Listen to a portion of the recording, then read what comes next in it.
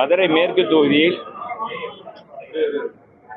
மீண்டும் எனக்கு வாய்ப்பு கொடுத்த கழக பொதுச் செயலாளர் புரட்சி தமிழர் எடப்பாடியார் அவர்களுக்கு என்னுடைய நெஞ்சார்ந்த வாழ்த்துதலை வணக்கத்தையும் இந்த நேரத்தில் தெரிவித்துக் கொள்கிறேன்.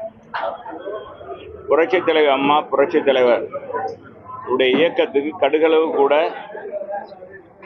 என்னால் எந்த அவருடைய புகழ் எந்த வகையிலும் அவர்களுக்கு ஊறு விளைவிக்காத வகையில் பொதுச் செயலாளருடைய நம்பிக்கையுடன் களத்தில் இறங்கி மேற்கு தொகுதி மக்களை சந்தித்து நான் அந்த தொகுதிக்கு ஆற்றிய பணிகளையும் மதுரை மக்களுக்கு 10 ஆண்டுகள் அமைச்சராக இருக்கும்போது செய்த திட்டங்களையும் எடுத்து சொல்லி, குறிப்பாக மேற்கு தொகுதி மக்களுக்கு எந்தெந்த வார்டில் எந்தெந்த பகுதிக்கு என்னென்ன திட்டங்கள் கொடுத்திருக்கிறேன், என்னுடைய பையன் பெயருக்கு நடத்தின ஆர்ஜே தமிழ்மணி ட்ரஸ்ட் மூலமாக எத்தனாயிரம் பேர் பயனடைந்திருக்கிறார்கள், எங்களுடைய குடும்பமே இன்றைக்கு மேற்கு தொகுதி மக்களுக்கும் கழகத்துக்கும் கடமைப்பட்டு இருக்கிறோம் என்பதை தெரிவித்துக் கொள்கிறேன்.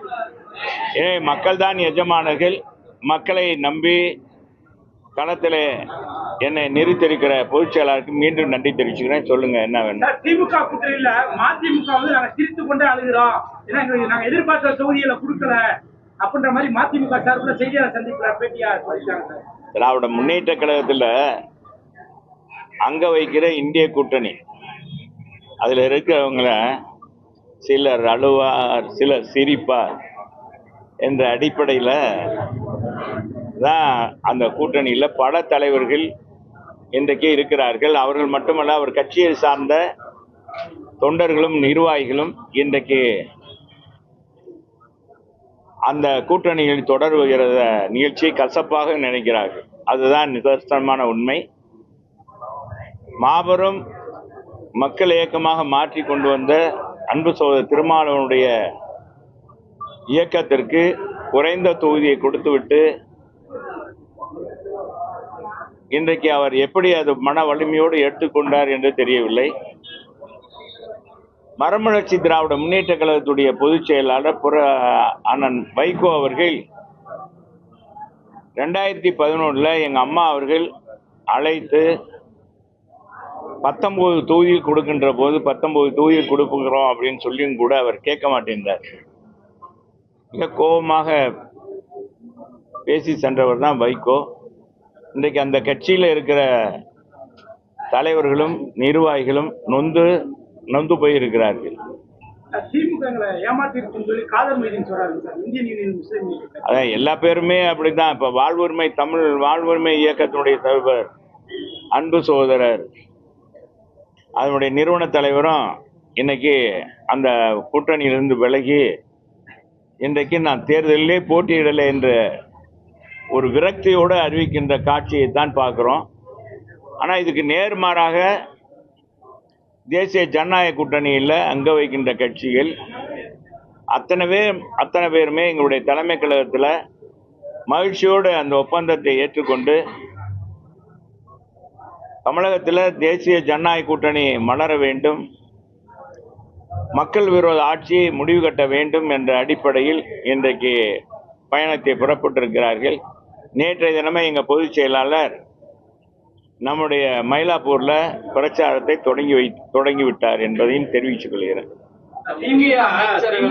தொகுதியில அதிமுக போட்டியிடாம பாஜகவுக்கு சீட்டை ஒதுக்கிட்டீங்கன்னு சொல்லி சொல்றாங்க. யாருங்க? முக்கிய அமைச்சர்கள் இருக்கிற தொகுதியில ஃபுல்லா அதிமுக போட்டியிடாம பாஜகவுக்கு ஒதுக்கிட்டீங்க. அது மாதிரி 14 தொகுதிகள்ல 14 அமைச்சர் தொகுதியில அதிமுக கண்டெஸ்டே பண்ணல சார். என்ன காரணம்? அதெல்லாம் எங்க பொதுச் செயலாளர் பார்த்து அது தோழமை கட்சிகளுக்கு பகிர்ந்து அவங்க தோழமை கட்சிகளும் அதை விரும்பி இருப்பார்கள். அந்த கட்சிக்கான வெற்றி வாய்ப்பு அதிகமாக இருக்கும்.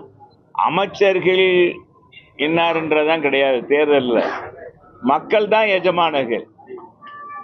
தேர்தல் வந்து விட்டா அமைச்சராவது யாராக இருந்தாலும் எல்லாம் ஒன்றாகத்தான் மக்கள் பார்ப்பார்கள். அதெல்லாம் அதை சும்மா எதிர்கட்சிகள் ஏதாவது பேசணுன்றக்காக பேசுவாங்க. நான் இன்னைக்கு தான் எங்கள் பொதுச் செயலாளர் அதுக்கு ஒரே வார்த்தை சொல்லிட்டார். 210 சட்டமன்ற தொகுதியிலும் அண்ணா திராவிட முன்னேற்ற கழகம் தலைமையிலான தேசிய ஜனநாயக கூட்டணி வெல்லும் என்று சொல்லிவிட்டார். இதுக்குள்ளே எல்லாமே அடங்கி விடுகிறது. எனவே நீங்க கேட்கிற கேள்விக்கெல்லாம் அதிலே அர்த்தம் இருக்கிறது என்பதை தெரிவிச்சுக்கிறேன். நிச்சயமாக எங்க பொதுச் செயலாளரை பொறுத்தளவுக்கு நிர்வாக திறமை படைத்தவர். கொரோனா காலத்தில் அரசாங்கத்துக்கு 5 பைசா கஜனாவுக்கு வராத நேரத்திலும் கூட சிறப்பாக நிதி நிர்வாகத்தை பயன்படுத்தி அதை சரியான முறையில் பயன்படுத்தி அனைத்து மக்களும் அன்றைக்கு வேலைவாய்ப்பு இல்லை என்றாலும் கூட சிறப்பாக அவர்களுக்கான திட்டங்களை கொடுத்து ஏறத்தாழ 11 மாதங்கள் விலையில்லா சமையல் பொருள், விலையில்லா அரிசிகள் கொடுத்து அவங்க போதும் போதும் என்ற அளவுக்கு பொருட்களை கொடுத்தவர் புரட்சி தமிழர் எடப்பாடியார்.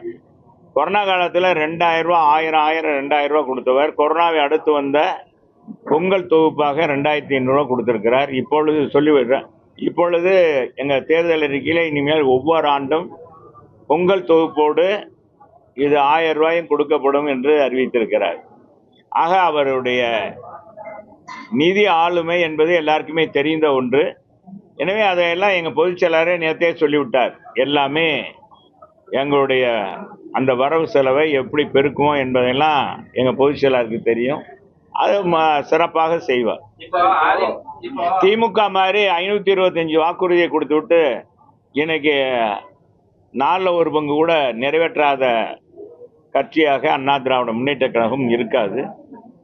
மக்களுக்கு அறிவித்த அத்தனை திட்டங்களையும் நிறைவேற்றுவதற்கு அண்ணா திராவிட முன்னேற்ற கழகத்தின் தலைமையிலான எங்களுடைய பொதுச் செயலாளர் புரட்சி தமிழர் எடப்பாடியார் நிறைவேற்றி காட்டுவார். சிறப்பாக இருக்கிறது. ஏற்கனவே 3 முறை 5 அறிவிப்புகளாக அறிவித்தார். அதை நாங்கள் எல்லா இடங்களுக்கும் சென்று மக்களை சந்தித்து கொடுத்தோம். எல்லோருமே அதை வரவேற்றார்கள்.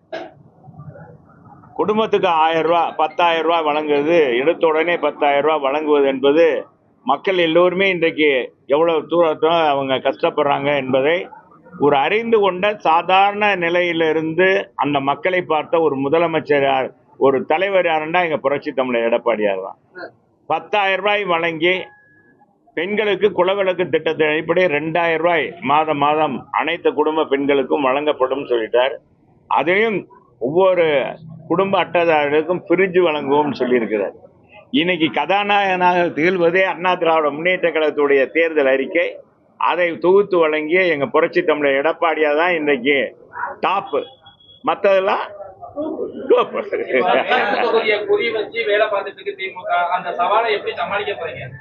மக்கள் தாங்க எஜமான். மக்களை வச்சுதான் நாங்க இது பண்ணணும். எங்க கழக நிர்வாகிகள் அதெல்லாம் பார்த்து கொள்வாங்க. அது பொதுவாக ஒவ்வொரு கட்சியும் அதை இது பண்ணுவாங்க. கூடுதலாக நமக்கு கொஞ்சம் கூடுதலாக நமக்கு எதிர்ப்பு காமிப்பாங்க. அது அமைச்சரே இறங்கி வேலை பார்க்குறாரு. அவர் 6-8 மாசமா 10 மாசமாவே பார்க்குறாரு. அதான் நான் அன்னைக்கு கூட சொன்னேன்ல, புதுசாக வந்தோன்னே ரோடு இந்த புது பொண்ணு மாதிரி அப்படி இது பண்ணி செய்கிறது. அப்புறமேல் போகணும் தானே தெரியும் அவருடைய இது. அதனால மக்கள் இன்னும் இதில் நாங்கள் நிரந்தரமாக அந்த மக்களோடு மக்களாக இருக்கிறேன். எனவே மக்களுக்கான திட்டங்களை நான் நிச்சயமாக குரல் கொடுத்து எங்களுடைய இன்னும் ஆளுங்கட்சியாக அண்ணா திராவிட முன்னேற்ற கழகம் வரப்போகிறது. அதிகமான திட்டங்களை கொடுத்து மதுரை மக்கள் இன்றைக்கு போற்றுகின்ற அத்தனை வளர்ச்சி பணிகளும் எங்கள் காலத்தில் கொண்டு வந்ததுதான். திமுக காலத்தில் 5 ஆண்டுகளில் ஒரு திட்டம் கூட கொண்டு வரல. இதிலே தெரியும் உங்களுக்கு, மதுரை மக்களுக்கென்று எதுவுமே செய்யலை. இன்றைக்கு ஸ்மார்ட் சிட்டி பணி கூட 2011 கொண்டு வந்த அந்த ஸ்மார்ட் சிட்டி பணி கூட இந்த ஆட்சியில் 5 ஆண்டுகளாக நிறைவேற்ற முடியல. இன்னும் பல பிரிவுகளில் இன்னும் பாதாள சாக்கடை இணைப்பு கொடுக்கல. முல்லை பெரியார் கூட்டு குடிநீர் திட்டம் இன்னும் சரியாக வழங்கவில்லை. அது 24 மணி நேரமும் கொடுக்க வேண்டும். அதுதான் அது முறை.